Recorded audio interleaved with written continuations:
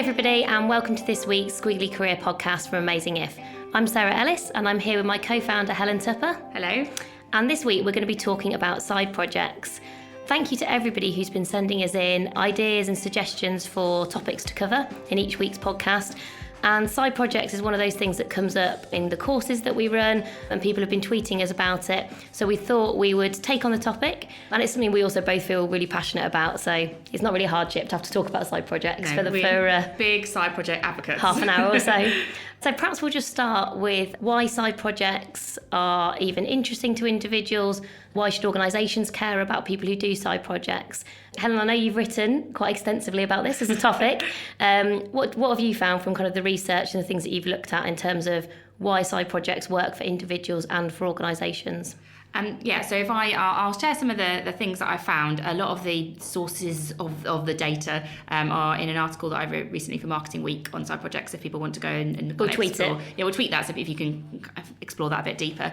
But some of the main reasons that individuals benefit from doing side projects are that they can help them to be more creative, because you get to just test some things out that you might not be doing in your job. You can try different things that you might not be have the ability to look at.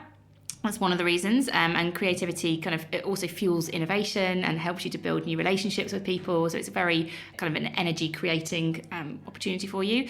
One of the other things that side projects can help individuals with is in terms of their strengths. So you can try to develop your strengths in a very different context. So let's say you have a side project all about design, for example. I was in a session recently where somebody wanted to do design wedding invitations, and actually at work they didn't do that at all. No. And so they did design at work, but they didn't do design of wedding invitations. So what it meant was they got to develop that strength in a very different context, and I think that's something that a side project can help you to do. And another thing that side projects can help you to do is just bring a bit more motivation. So because you might not get a chance to spend all your time doing that thing that you're really passionate about at work, it gives you another place to do it. And sometimes I think people have unrealistic expectations about how much fulfillment they can get from their job, and they sort of blame their job for that, and they say, I'm not fully motivated and fulfilled at work. But actually I think it's unrealistic to expect your job to be your sole source of that motivation. And what your side project can do is be another outlet for that energy or that ability or that passion that you've got. And there's nothing wrong with that. That doesn't mean you've not got a great job. It just means that you've created another avenue for you to explore that. So some of the ways that it can help an individual, obviously we do this as well. So from any other individual benefits that you personally get from side projects? I think I've done lots of side projects in lots of different ways, probably over the last 10 years. I think the thing for me is I just find it's a really good learning experience. Mm-hmm. So we talk about growth mindsets quite a lot.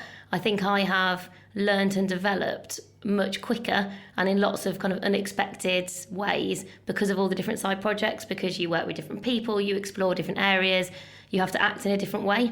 We've both worked in some very big organisations. Often when you're doing side projects, you're doing them a bit on the fly, with no money or not very much time or resource, so you have to think a bit differently. So I just find that if you like to learn, it helps you to learn in a different way. Yeah, very true.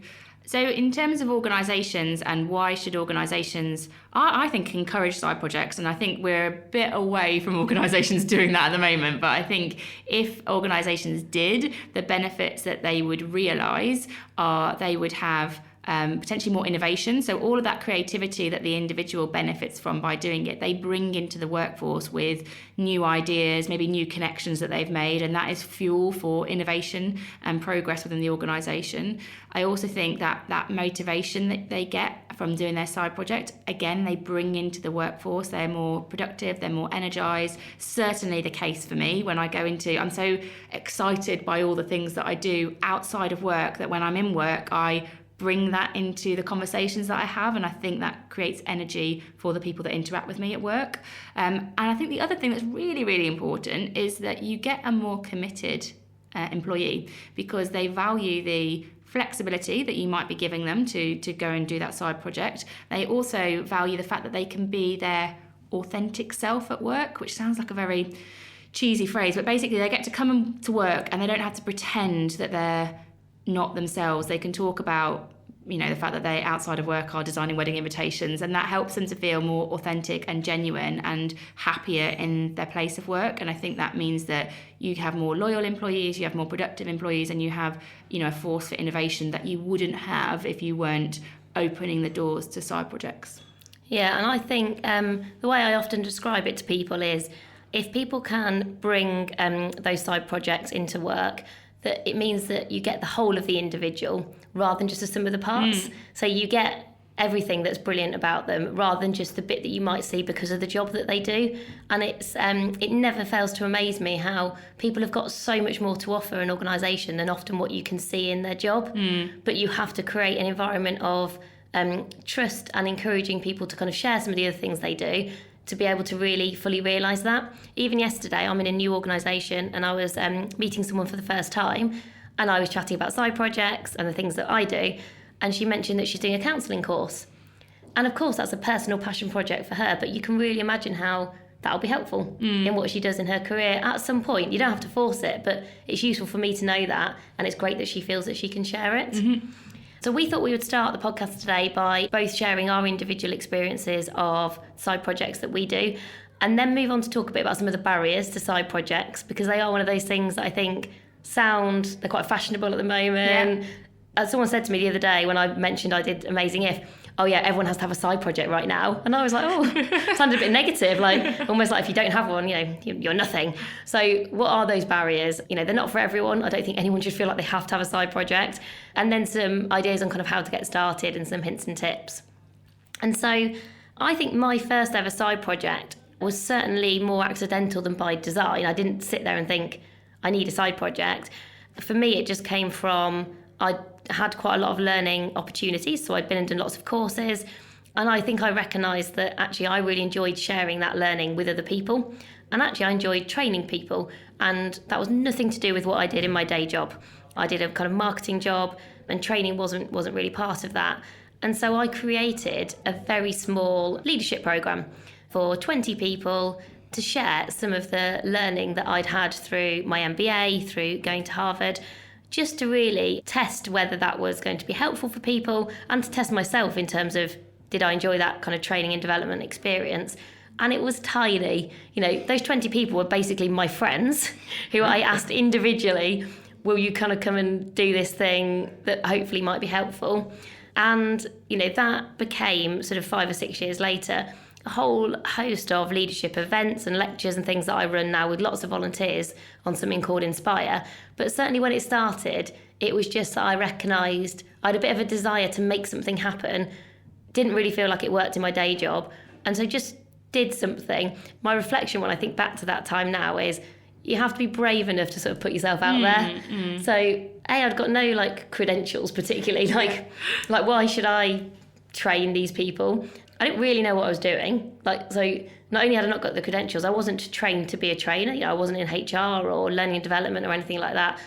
But I probably did have passion and I cared about it.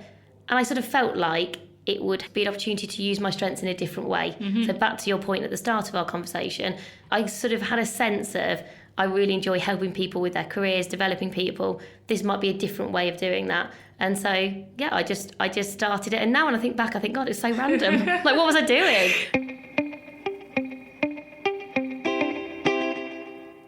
So a question for you. Yes. I was talking at Microsoft recently about side projects. I did an event about, again, very similar to this theme, to kind of encourage a culture where we can invite side projects.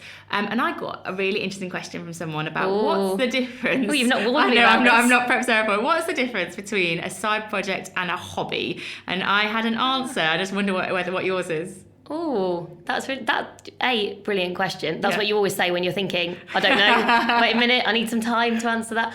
I don't know. I suppose side projects, I think I associate with work in some capacity, whereas my hobbies, I think I do for pure kind of enjoyment in that moment with kind of no expectation of anything further. I think with side projects, I feel like I'm building something and creating something usually for like a bigger purpose or a bigger reason. What did you say? It's a similar thing. I talked about, I think, a side project has almost like more of a goal orientation. Yeah. So if you wanted to do yoga in order to, I don't know, Start a yoga retreat. Or have a very specific end in mind for it, then I think that you get to the side project kind of thing. And so I think it's more goal orientated. It has more of agenda. Hobbies are more just for pleasure, really, almost like agendaless. That I got to that as well. But I thought it was a really interesting question because that is good. It's the sort of questions like, what's the difference between a mentor and a coach that we get sometimes, and they sound like really simple questions, but I think they're really important distinctions to make. Yeah, and I think hobbies actually are just as important. Yeah. Like, I really value some of the things that I do, to your point, with no agenda, where I turn up, it's nothing to do with work, I don't work with any of those people, you're there to play netball for an hour and go home again. Yeah, super healthy to have those things. Yeah, I think you just need some things that are outside of, if you're taking on side projects, you're basically extending the time you're spending on work, however you define work. Yeah. And so needing to take a break becomes, I think, even more important. Yeah. So any other thoughts from you on your kind of experiences of side projects? I think the only other thing I would say is start really small. And I started actually by myself. So even though now I always advise people, don't do that. Definitely find someone. Everything I've really enjoyed about side projects in the last 10 years has always been when I've been doing it together. Sometimes when you are just getting started, it is okay to just put something out there by yourself, because then you can do it quite quickly. You can learn, it's your vision. You can just get started. And then as it grows and develops, you can work out, do you want to do it with other people? You'll often attract people to you who might also be interested in the same thing. And also, it doesn't matter if it's a bit rubbish or not quite what you'd expect initially. I dread to think, I remember doing my first ever blog, and this will really make everyone cringe. This is a long time ago, just to put that context there. Putting a piece of tinfoil down on like my dining table with a picture on, taking a picture of that, and that being the first picture on my blog, and thinking it was like super cool. And now that is about as bad as it sounds. And I remember showing my first ever blog to my boyfriend, who is still my boyfriend, and he just went, "Oh, it looks rubbish. It looks like a school project." And I was like, "All right, thanks for that." And I really remember him saying that, and actually thinking, yeah, do you know what? You're probably right. It's not great, but that's not the point. The point is I'm doing something that I really care about, and I'm going to see where it takes me.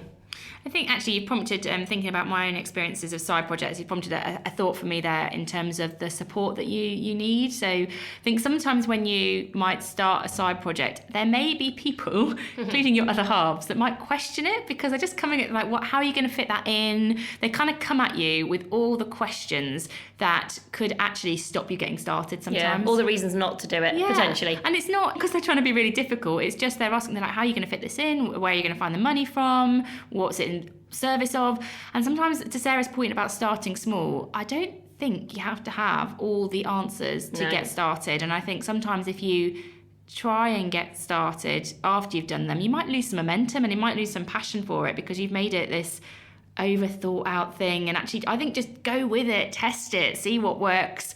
Doesn't really matter if it fails. It's about your passions, and you're doing it for those reasons. And I think it is important to recognise side projects are not for everyone. I actually think I really admire, and I've got a lot of time for, some people I know who are very focused on one thing the whole time, and that's it. That's what they do. They kind of focus on one job, doing that brilliantly. They don't want side projects.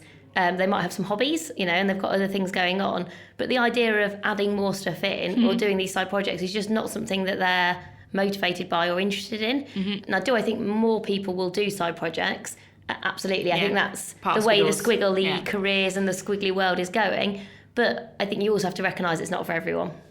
So I think my specific learnings from my experiences of side projects, of where it's worked for me, I think for me, my side projects have been relatively connected to my work. So I'm a manager and a leader in an organisation. So I have a team of people that work for me, and I have a certain way that I like to lead, which is, really collaborative, and it's all about helping people to grow. All of my side projects are really connected to that. The purpose of Amazing If is to help people have happy careers, and I do other things also that meet that agenda. My writing for Marketing Week and setting up different networks is all about that, really. And ultimately, that's part of why I go to work as well. So I do go to, I work for Microsoft, so I do go to help Microsoft grow and to introduce people to their products. But I also go so that I can lead a team of people and help them to grow and develop. It's a big part of my motivation. So for me, even though my side project is out of work, it feels very related to work, and I can very easily transfer learnings into work. Now, I don't think you have to do that. You can have a completely different side project. But for me personally, it has been a way that I have, I guess, got comfortable when I've been asking for time to go and do this thing. I found it very comfortable because I've been able to really clearly articulate the benefit of that back to work. So that's been a personal thing for me. I think another learning as well has been about just making it part of your brand. So now people associate what I do outside of work almost with what I do inside of work as well. It's just kind of part of who I am. I don't feel like I have to hide it at all. In fact, I very visibly bring it to work. I think it's an important part of the value that I add, and it's taken me a little while to get there. I think at first I maybe wasn't confident enough in doing that, but now I kind of think if this isn't what people want, then I'm not sure I'm right for them, because this is just now has become part of me. And it wasn't like that at the beginning because I was testing and playing, but the more I've done it and the more I've connected it to my values, and this side project is now sort of like an inside project. It's become part of who I am. I want that to be part of how I show up in whatever context I show up in, whether it's at work or outside of work. Yeah, and I think that that is a really interesting point about how transparent you are about your side projects at work, because I think that's a kind of journey that I guess we've both been on in terms of how do you talk about Amazing If in the other jobs that you do. And I think probably my nervousness, and I don't know if you were the same, is often when you start a side project, people assume that you would prefer that to be everything that you did. Yeah, or that you're not committed. Or that you're not committed to the job that you're doing. And actually I was so mindful of, but I love my current job. Yeah. And I'm really committed and I'm really motivated. And so how do I talk about this side project thing, which I also love, but that is exactly what it is. It's a side project and it's there to do that. Of course, things change over time, but I've got no intention of doing that full time or anything like that. And I think that's often one of the things that you have to work out yourself and with your organisation of how are they going to feel about it? How do you feel about it? How can you talk about it in a way that you feel comfortable and confident in? Now, my initial approach to it was to not to talk about it at all, almost hide it. And I hated that. I found that very, very difficult. Then I started slowly but surely bringing it more into work, to the extent where then I got so transparent about it. I worked a 4-day week so I could spend a day doing my side project, and there was no difference in terms of I brought my whole self to work. But I think that's something often people grapple with, especially if you're doing a side project that potentially feels like it could be a full-time business. Yeah, I agree. So I think that's just something to think about as you're developing your side project. Just how are you going to talk about it at work? How are you going to explain it? But I think they're becoming more common, and as they become more common and they get talked about more in like press and things like that, and people will have the conversations like they had with me this week where they just sort of laugh at you. Oh, you got your kind of side project because fashionable to have one. So yeah, if nothing else, you'll be a zeitgeist.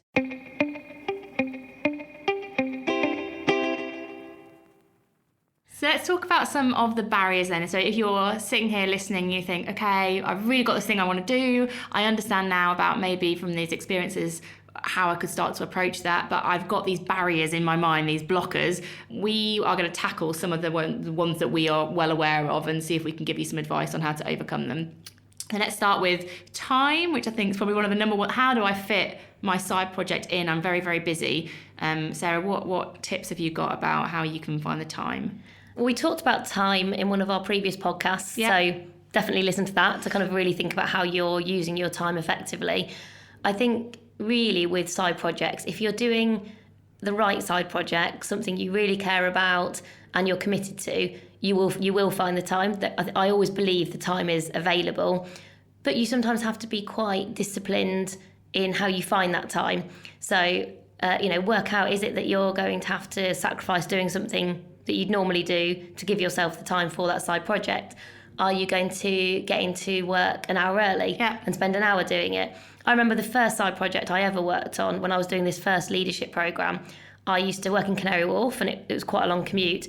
And so I would I'd finish work at like 5:30, and I would go and sit in Canary Wharf by myself, usually in this big massive tower, from like 6 till 7, and just spend like an hour 2 or 3 nights a week preparing, developing the idea. And once I got used to that, that just sort of became part of my rhythm. It became a habit, and it meant I made a lot of progress. And at the time, that really fitted in with my lifestyle. I think that at the time thing's really important as well, because when I first started looking at side projects, how I found the time then is different to how I find the time now. So very different. Amazing. If, for example, started 5 years ago, before we had children, we used to spend, some of our weekend days. Life was easy. Life was different. Right. And easy. We would spend some weekend time. Sarah and I get together and we'd plan all this out and we develop it. Now, Sarah's got one child, I've got 2 children. We now live in different places to then, and it's just a bit harder. So we have to find different ways to find that time. So that might be mornings, it might be evenings. We might need to ask our partners for some help. So think about the support you need to ask for to find that time as well.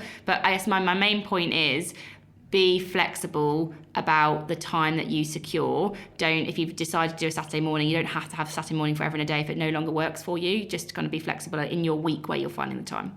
Yeah, and I think, now with the side projects I do, I've made a very conscious choice to take one full day a week where I work on my side projects, and I'm then sacrificing salary as a result. Yeah. So that's a very different model to 5 years ago, where I just fitted everything in and I could do that. And I now know that just wouldn't fit in with my lifestyle. I wouldn't feel satisfied. So you're still having to make, what can sometimes feel like quite hard choices. But if you really believe in what you're doing, then that feels like an easier choice to make, I think. Mm-hmm. But this will all depend on where you are with your side project. If you're at the very start of it, I wouldn't recommend giving up, 20% of your salary or a couple of days of the week to spend time on it. Just spend, and it's amazing what you can do in like an hour, a couple of hours a week. I mean, I was chatting to you the other day about a network you're creating, and you built a website in 3 hours? Yeah, I just did it in the evening. Yeah. So I appreciate you're incredibly efficient and obviously amazing in every way, but still, I was like, but in the space of 3 hours, you'd got quite far. Yeah. So I think don't underestimate how you can do when you're quite dedicated and kind of focused with how you're spending your time. And so another barrier, I think, can be motivation. So you might start something and then you might lose the motivation to keep it going. And I think, side projects, you do need that you do need that motivation to keep them going, keep them growing. So what are your thoughts on how you can keep motivated once you've got something started? Really, one thing, do it with other people. I've done quite a few side projects by myself, which I have always really enjoyed, because you can just make stuff happen very quickly. It's all your own choices, all your own decisions.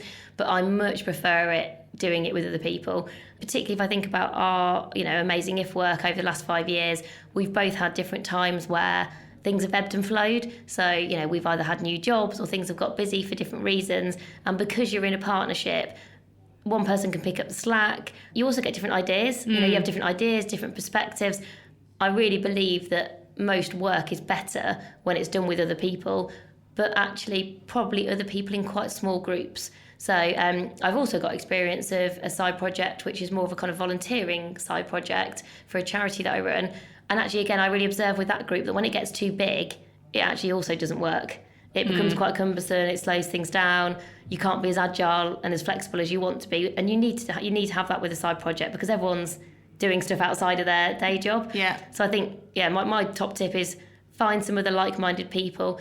And I think, as I said previously, if you don't know those people, maybe just start doing it by yourself and try and work out ways to draw those people to you. Yeah. Agreed. I'm just actually started another side project, and I am largely doing it on my own, and my reflection has been I'm okay doing it on my own, because there's a lot of thinking going on at the moment, and it's becoming a route for me just to spend some time thinking, which I quite like, and developing. But I do miss that bouncing things off somebody. So that's what it gives to me as well, that energy and enjoyment of doing a side project with somebody else.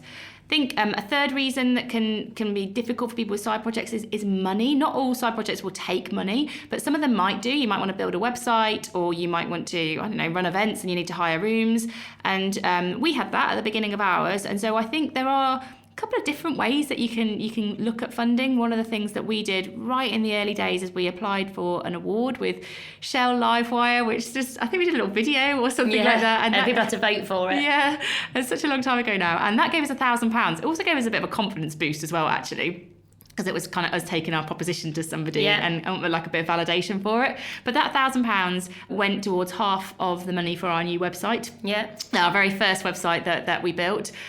We also started running the events that Sarah mentioned earlier, and we didn't know if anyone was going to turn up. And they cost us, I think it was like £250 for each. Which I remember thinking that felt like a lot because we were funding it ourselves. Yeah, and I think that's the thing. You might have to put some of your own money into this. I'm not saying it's thousands and thousands, but I think that's something you can agree with your co-founder of. We're going to put £500 of seed money into this, or we're going to go for this award. Unlimited is another source of funding that startups can look to. Yeah, so Unlimited give out the kind of, it's almost like government grants, and again you can apply, you talk about your business, and then they there's funding opportunities to kind of supercharge your side project. So some really famous side projects that have now become actually businesses, like Digital Mums, have been through Unlimited. So there's often quite a lot of funding out there. You just have to do a bit of research and also be prepared to put in a bit of investment in terms of often you have to kind of fill out applications or, and then there's more creative ways of getting funding, crowdsourcing, Kickstarter, Crowdcube, all those kind of things. That's often how people are making... Mum and dad. I think just be creative in terms of thinking about, where you can get that money from. And actually often now, there are lots of things you can do at very low cost. Like, we just talked about getting funding for our website. I built my current one for about £20. I think I signed up for. It's very different. Yeah, it's like a whole new world. Actually, the barriers to just getting something live now, in most instances, are lower, I think. It's just because you can create a website, you can start a blog, you can get on Instagram. I've got a friend creating a new business at the moment, and, she said she spent less than £100 at the moment, and that is creating a business from scratch. Yeah. I think that because careers are more squiggly, the world is becoming more squiggly, the support for things like this is evolving. So I think it's actually a really positive climate to start this in. I think it's becoming more and more easy to do it. So last thing of barrier, I think, that might be for some people is just, how do I get started? I've got this great idea, heard what you said, Helen and Sarah, but what's the first step I should take? What do you think? One of the things that we did very early on, which I just found really helpful, probably partly because we both love a model. We do. Which I'm not sure that's a great thing in the mind, is something called Lean Canvas. And actually I do think Lean Canvas is really helpful. What Lean Canvas is a way to think about what it is you're trying to create and for who and how are you going to do it. So it just asks you a kind of a series of questions about, who's going to benefit from what it is you're doing, why are you doing it, who are your competitors at the moment. So it just makes you think through your side project. Really, I think it's intended for people starting up startup businesses from scratch. But I remember we found it really helpful when we were grappling with some kind of key questions about Amazing If and what we were trying to achieve. So I think definitely have a look at that, because I think we found that really helpful. And we've come back to it a few times over the years. Yeah, and I think it's it just helps you frame your thinking. It's as simple as that, really. And then I think also just go for it. Get your lean canvas, get your proposition. Maybe just send it to a few people to get their thoughts on it, because this thing might have just lived in your mind for a little bit. And actually getting it out to other people, whether that's because you've entered an award or you're just sending it to some people whose advice you trust, it feels like a next step that you're making. It feels like just a little bit more real. And then you just do your first event, do your first blog post, do your first design, whatever that first iteration of this thing you want to create is, just do it. It doesn't have to be massive. It can be with a group of people that you already know, but just get it out into the world. So many people have brilliant ideas, but they just never put it out into the world, and it doesn't have to be perfect. Just try your very first step, see how it feels, see what response you get, and that's already far and away forward from it just being this thing in your mind. Yeah, one thing I was really impressed with, I met somebody recently, a lady called Chloe, who's starting up a business to help people with career development as you come out of university. And so someone had introduced her to me, and she'd just written a very quick kind of Word document explaining what her proposition was. And she sent that to me beforehand so that I could have a read, and then when we met up, we could have a very meaningful conversation. She didn't have to explain it to me, I already understood. And then actually I could probably add more value because I'd understood what she was trying to do, and could probably ask her questions that would help her develop her ideas much quicker. And actually I was listening to Desert Island Discs yesterday, and the film director, Christopher Nolan, was talking about the fact that he does the same. For every film, he has a one-page summary of what is it that ultimately he's trying to create with this film? What is like the essence of this film? And he goes back to that again and again to make sure that what he is creating is what he originally intended to do. And I think that's quite a good discipline. I've seen that as well with a lady called Sherilyn Shackle, who is the founder of the Marketing Academy. As she's developed that proposition, she always just writes something, half a page or a page, sort of saying, this is what I'm thinking about next. And then she'll send that to a number of trusted advisors and say, so what do you think? Does this make sense? Where are the gaps? And if you can't do that, if you can't write something down, you've probably not quite thought it through enough. Even just the process of writing it down will probably help you to work out, where have you got gaps? What else do you need to think about? And if you can get to that, that one paragraph, that half a page, however you want to describe it, people often find it helpful to have something to critique rather than just talking to people. Yeah. So let's move on to some resources that might be useful for people. So we talked about Lean Canvas. Yeah. I think you can just get that free. If you just Google image it, I think you can just get it free. We're both a big fan of the Do lectures, and through Do they have a series of books. There's one called Fly, which is by a guy called Gavin Strange, and he's a real he really practices what he preaches. He has some really cool side projects, really living the dream, and he kind of talks about how he fits it all in and the projects that he does. And I think they've also done a report. Yeah, I love the side project report. So it's an accumulation of some research that they did, and also an example of companies like Slack and other companies that started out as side projects. WeTransfer is another one, and it just talks through their journey. Lots of tips in there, really, really practical. So I think it's about £12 on their website, but I found that really, really useful report to have a look at. And obviously everyone should read your article. Yes, they should. On Marketing Week. Get you some hits. We'll tweet that so you can find that. So thank you. I think we're going to conclude this here. So thanks so much for listening to the podcast this week. I really hope that we've given you some inspiration and some ideas if you are thinking about doing a side project and how you can take it forward. We really would love to see more side projects going on, and we'd love to hear people's side project stories as well. If you'd like to stay in touch with us, you can get in touch with us either on Instagram, where we're AmazingIf, or on Twitter, where we're at @amazing_if, or you can email us at getintouch@amazingif.com. We love to hear from our listeners and also get your ideas for future podcasts. All of that is great food for thought for us when we're planning out what we're going to talk about next.